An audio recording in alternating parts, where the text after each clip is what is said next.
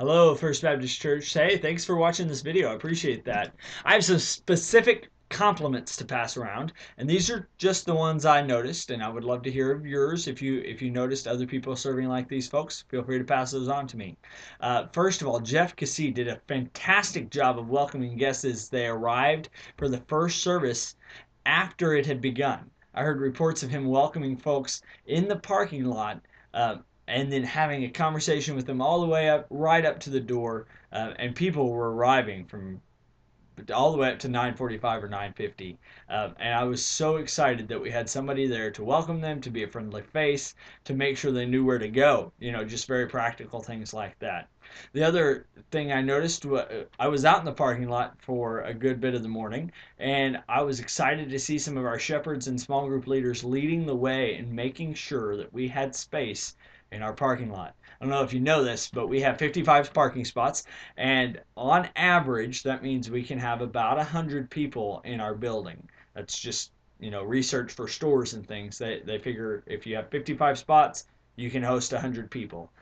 And on Sunday, we had significantly more than that. So I was really excited to see our leaders serving us by parking out in the grass, and so that there was plenty of room on the parking lot for people who were coming here, especially our guests and our older folks. It was really great to see that. So, thank you so much. I do want to share one quick story with you, if I may.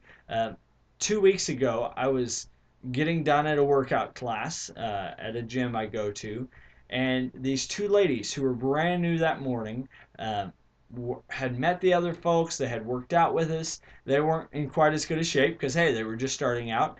So they were learning to modify what we were doing and everything. It was great. We had all sorts of fitness levels.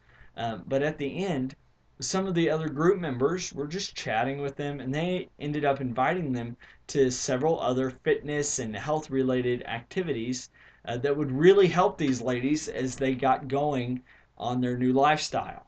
And it just hit home to me that that's what our small groups do here at our church. That's why the main thing we talk about on a Sunday morning is small groups. Because if someone joins a small group, then they're around other people who are making the same sort of changes, who are striving to follow Jesus in the same way.